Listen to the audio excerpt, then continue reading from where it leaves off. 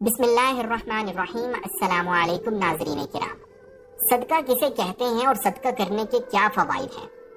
آج کی ویڈیو میں ہم آپ کو صدقہ اور اس کے فوائد کے متعلق بتائیں گے کہ صدقہ کسے کہتے ہیں اور اس کے فوائد کیا کیا ہیں۔ جان لیجئے کہ یہ جو فوائد آپ کے سامنے ذکر ہونے جا رہے ہیں یہ کسی عالم یا بزرگ نے نہیں بتائے ہوئے، بلکہ یہ قرآن اور حدیث سے ثابت ہیں، اس لیے ان میں شک نہیں کیا جا سکتا۔ اگر آپ صدقہ دینے والے بن جاتے ہیں تو انشاءاللہ آپ کو یہ فوائد ضرور بضرور حاصل ہوں گے۔ سب سے پہلے ہم آپ کو صدقہ کا مفہوم اور مطلب بتاتے ہیں کہ صدقہ کہتے کسے ہیں۔ صدقہ کہتے ہیں کہ اللہ تعالیٰ کی رضا کے لیے، یعنی اللہ کی خوشی حاصل کرنے کے لیے اللہ کی راہ میں جو مال خرچ کیا جاتا ہے اسے صدقہ کہتے ہیں۔ اللہ تعالیٰ نے قرآن مجید میں اور حضور کریم نبی صلی اللہ علیہ وسلم نے اپنی احادیث مبارکہ میں صدقہ کے بہت سارے فضائل بیان فرمائے ہیں۔ قرآن کریم میں سورہ فاطر میں اللہ تعالیٰ نے ارشاد فرمایا ہے، جس کا ترجمہ ہے، اس مال میں سے جو ان کو ہم نے دیا ہے پوشیدہ یعنی چھپ کر اور ظاہری طور پر صدقہ کرتے ہیں، وہ ایسی تجارت کے امیدوار ہیں جس میں کبھی خسارہ نہ ہوگا۔ اللہ تعالیٰ اس آیت کے اندر اس بات کو فرما رہے ہیں کہ جو انسان بھی صدقہ دیتا ہے تو وہ کبھی خسارہ نہیں ہوگا، اسے کبھی اس کا نقصان نہیں ہوگا۔ ظاہری طور پر پیسوں میں کمی آئے گی لیکن کبھی بھی وہ خسارہ نہیں اٹھائے گا۔ ایک حدیث پاک میں حضور نبی کریم صلی اللہ علیہ وسلم کا ارشاد مبارک ہے، جو شخص حلال کمائی میں سے ایک کھجور کے برابر صدقہ دیتا ہے تو اللہ تعالیٰ اس کو اپنے دائیں ہاتھ سے قبول فرماتے ہیں، پھر صدقہ کرنے والے کے لیے اس کی پرورش ایسے کرتے ہیں جیسے تم میں سے کوئی شخص اپنے بچڑے کی پرورش کرتا ہے، یہاں تک کہ وہ صدقہ ایک پہاڑ کی مانند ہو جاتا ہے۔ یعنی جو شخص بھی حلال کماتا ہو اور اس میں سے وہ ایک کھجور کے برابر بھی صدقہ کرے تو یہ ایک ایسا عظیم عمل ہے کہ جس کو اللہ پاک قبول فرما لیتے ہیں، اور اس بندے کی اللہ تعالیٰ پرورش اس طرح کرتے ہیں کہ اس کی ہر چھوٹی بڑی ضرورت کا خیال رکھنا شروع کر دیتے ہیں، اور وہ ایک کھجور کا جو صدقہ ہوتا ہے اس کا ثواب انسان کو پہاڑ کے برابر ملتا ہے۔ صدقہ کا مفہوم، اس کا مطلب اور اس کے چند فضائل بیان کرنے کے بعد اب آپ کو صدقہ کے فوائد سے آگاہ کرتے ہیں کہ صدقہ دینے سے انسان کو کیا کیا فائدے حاصل ہوتے ہیں۔ پہلا فائدہ، صدقہ آفات و مصیبتوں کے لیے ڈھال ہے، یعنی جس طرح انسان ڈھال کے ذریعے اپنی حفاظت کرتا ہے اس طرح صدقہ کرنے سے اللہ تعالیٰ انسان کو آفات و مصیبتوں سے نجات دیتے ہیں۔ جیسا کہ حضور نبی کریم صلی اللہ علیہ وسلم کا ارشاد ہے، صدقہ مصیبتوں اور پریشانیوں کو ٹال دیتا ہے۔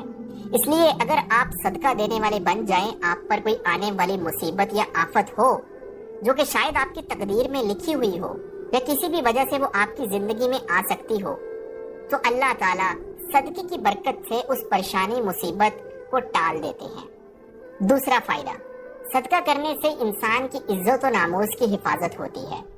انسان جب اللہ کی راہ میں اپنا حلال مال صدقہ کرتا ہے تو اس کے بدلے میں اللہ تعالیٰ انسان کی عزت میں برکت عطا فرماتے ہیں اور اس کی عزت کی حفاظت فرماتے ہیں۔ تیسرا فائدہ، صدقہ ہر قسم کی بیماری کا شافی علاج ہے، یعنی انسان کو اگر کوئی بیماری لاحق ہو اور کسی قسم کا کوئی علاج کارآمد نہ ہو رہا ہو تو صدقہ ایک ایسا عمل ہے جس کے ذریعے سے اللہ تعالیٰ ہر بیماری کو دور کر دیتے ہیں۔ جان لیجئے کہ اللہ تعالیٰ نے دنیا کے نظامات کو اسباب کے ساتھ جوڑا ہے۔ اگر کوئی انسان بیمار ہوتا ہے اس کو کسی ڈاکٹر کو دکھانا چاہیے، دوائی لینی چاہیے، اس کا علاج کروانا چاہیے اور ساتھ ساتھ صدقہ دینا چاہیے۔ صدقہ دینے کا فائدہ یہ ہوگا کہ اس کو بیماری سے جلد شفا مل جائے گی۔ چوتھا فائدہ، صدقہ کرنے سے اللہ تعالیٰ انسان کے مال میں زیادتی اور برکت عطا فرماتے ہیں۔ جی ہاں، انسان کو ظاہری طور پر تو یہ لگتا ہے کہ جب وہ اپنا مال صدقے کے طور پہ دے رہا ہوتا ہے تو اس کے مال میں کمی آ رہی ہوتی ہے، لیکن وہ یہ نہیں جانتا کہ جو صدقہ اس نے دیا ہے اس کی برکات، اس کے انوارات ایسے ہیں کہ اس کے مال میں ایسی برکت پیدا ہوگی کہ اس کے مال میں کمی نہیں آئے گی، بلکہ اللہ تعالیٰ مزید بڑھا چڑھا کر اسے عطا فرمائیں گے۔ جیسا کہ اللہ تعالیٰ نے قرآن کریم میں ارشاد فرمایا ہے، جس کا ترجمہ ہے، جو لوگ اپنا مال اللہ کی راہ میں خرچ کرتے ہیں اس کی مثال اس دانے جیسی ہے جس میں سے 7 بالیاں نکلیں اور ہر بالی میں 100 دانے ہوں، اور اللہ تعالیٰ جسے چاہے بڑھا چڑھا کر دے، اور اللہ تعالیٰ کشادگی اور علم والا ہے۔ صدقے کی مثال ایک بیج کی طرح ہے۔ جب بیج کو زمین میں بویا جاتا ہے تو وہ ایک پودا بنتا ہے، پھر وہ ایک درخت بنتا ہے، फिर उस पर कई सारे फल लगते हैं और फिर उन फलों से फायदा उठाया जाता है। इसी तरह जब आप सदका देते हैं तो इसी तरह उसकी बरकत भी बहुत ज्यादा निकलती हैं।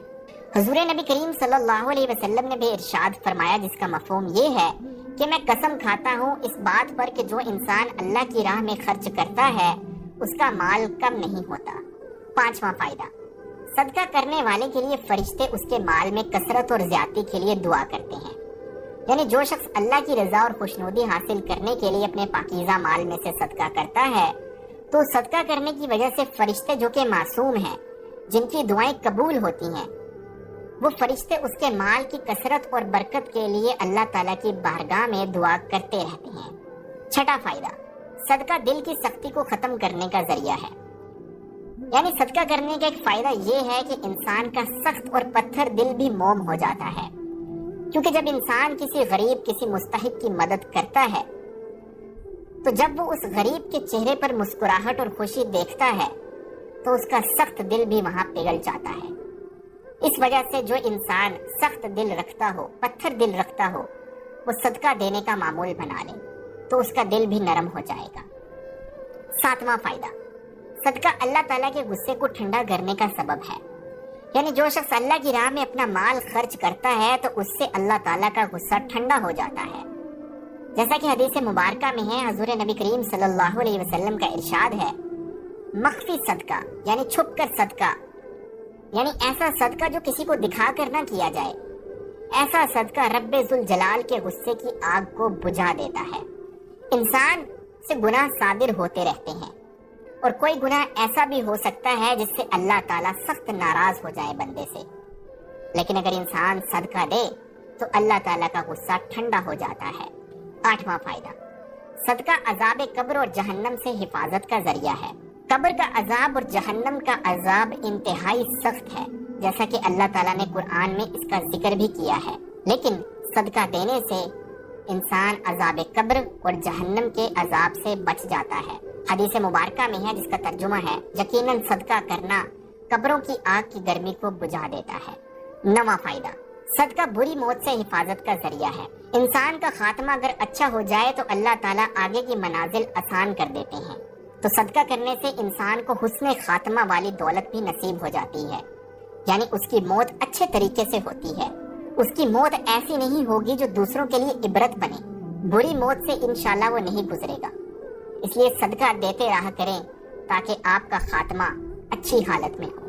10वां फायदा, सदका क़यामत की आग बरसाती गर्मी में ठंडे साए का सबब बनेगा। क़यामत का दिन बहुत सख्त दिन होगा। उस दिन सूरज 1 या सवा नेज़े के बराबर होगा। उस दिन की गर्मी और होलनाकियों से बचने के लिए इंसान को वक्तन फवक्तन सदका अदा करते रहना चाहिए। नाज़रीन किराम, ये थे सदका करने के 10 फवाइद। मैं उम्मीद करता हूँ कि इन 10 फवाइद को सुनने के बाद आपने सदका करने का इरादा बना लिया होगा। आपकी जितनी भी तौफीक हो, जितनी भी वुसअत हो, उसके हिसाब से आप सदका अदा कर सकते हैं। लेकिन सदका करते हुए एक बात का ज़रूर ख्याल रखें कि आप किसी मुस्तहिक फ़र्द को सदका अदा करें। जो गरीब हो, मिस्कीन हो, सबसे पहले अपने गरीब रिश्तेदारों में नज़र दौड़ाएं, अपने गरीब पड़ोसियों में नज़र दौड़ाएं, मोहल्लेदारों में नज़र दौड़ाएं। अगर आपको कोई ऐसा शख्स लगता है जो कि गरीब मोहताज है तो उसकी ज़रूर मदद कीजिए। कुरान करीम में अल्लाह ताला का इरशाद है, जिसका मफहूम है, ए ईमान वालो, अपने सदकात को एहसान जतला कर और ईज़ा पहुंचा कर बर्बाद ना करो, जिस तरह वो शख्स जो अपना माल लोगों को दिखाने के लिए खर्च करता है। तो ये है वो बेहतरीन सदका कि ना एहसान जतलाया, ना तकलीफ दी और ना लोगों को दिखाने के लिए दिया। तो ऐसा सदका अल्लाह पाक अपनी बारगाह में कबूल फरमा लेते हैं। लेकिन जो शख्स इन 3 कामों का ख्याल ना रखेगा तो वो अपने सदकात को ज़ाया करने वाला बन जाएगा।